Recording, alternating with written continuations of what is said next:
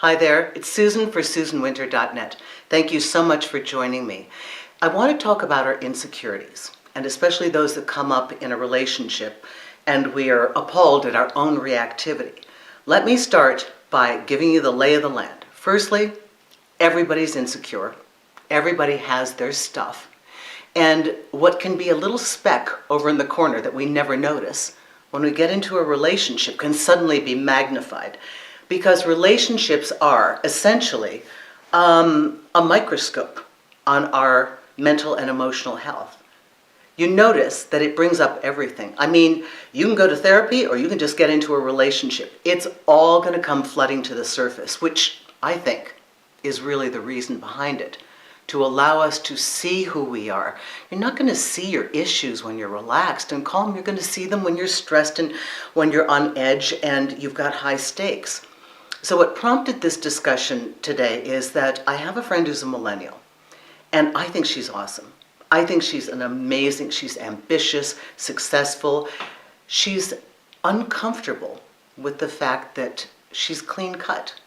She doesn't take drugs, not really a drinker, if at all, and doesn't have a huge history of finding her way sexually. She's got a boyfriend, and he's great.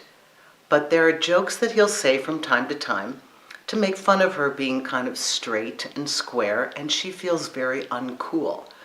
And when she feels uncool, she starts to doubt her entire reality.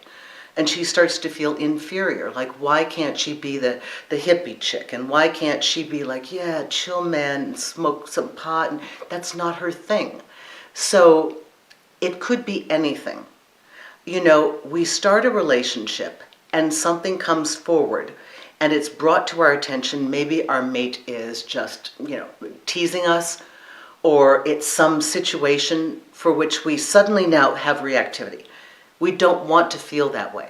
So what's the first thing that we can do? Here's an actionable step.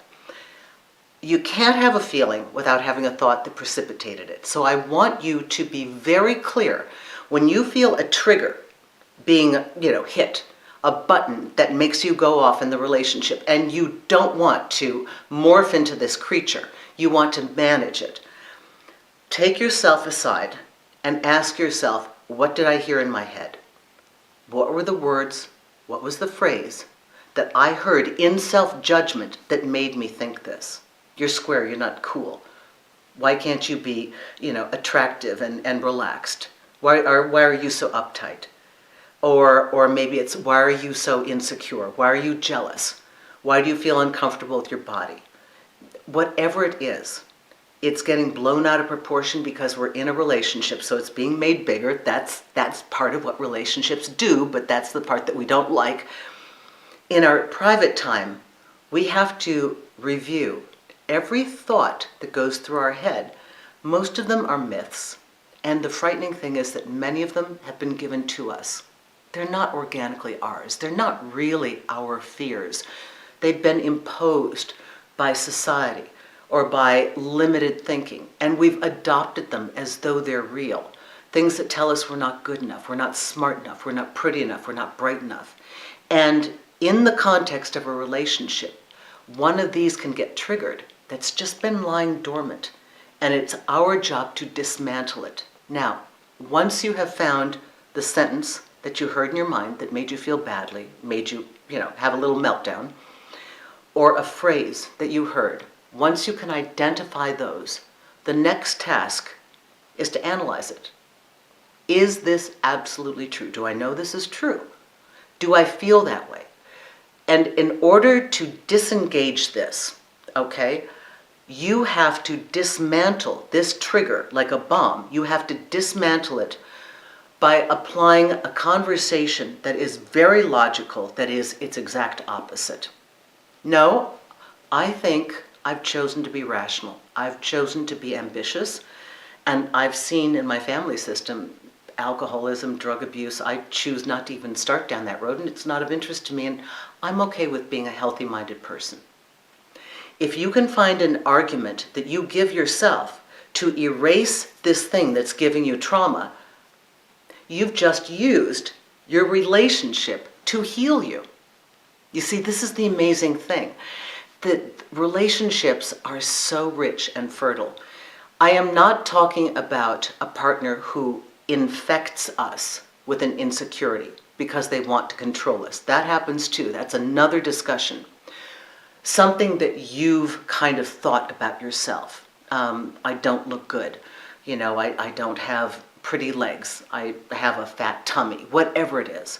I'm not rich enough to be with her. I didn't go to the right schools. I don't make enough money. You want to catch these and convince yourself of the opposite that you actually know is true, because the judgment is not yours, it's somebody else's. So this is how you can override and dismantle these triggers that are going to blow up in your partner's face and that you don't need to have. So let's look at relationships and thank them for how they show us to ourselves and use them. Forget about what happens with the partner. Use them to heal yourself, because this is one way that we can really manage and handle our own thinking. And believe me, you get rid of one and you find another one. It's life. But with enough house cleaning, you can come to a point of agreeing with yourself. Real confidence to me is not, oh, I love you, I'm so amazing, I'm so perfect. Real confidence to me is, yeah, I like myself. I agree with who I am and how I live my life. Yes, I have areas to correct, and I have areas I'd like to improve. But on the whole, I'm in agreement with who I am. So come into agreement, find the version of that thing that upset you, that belief, and find where you agree with yourself. And that will dismantle the trigger that makes you uncomfortable in a relationship and creates an insecurity that you now know how to heal. Thank you very much for joining me, Susan Winter, for SusanWinter.net. Please feel free to contact me. Take a look at my consultation page. I'm more than happy to lay out this work with you and do it one-on-one and give you my opinion of what I think you're thinking, and we can get to the solution. But thank you most of all for subscribing. Thank you for your wonderful commentary, and thank you for being a part of my YouTube family. Take care.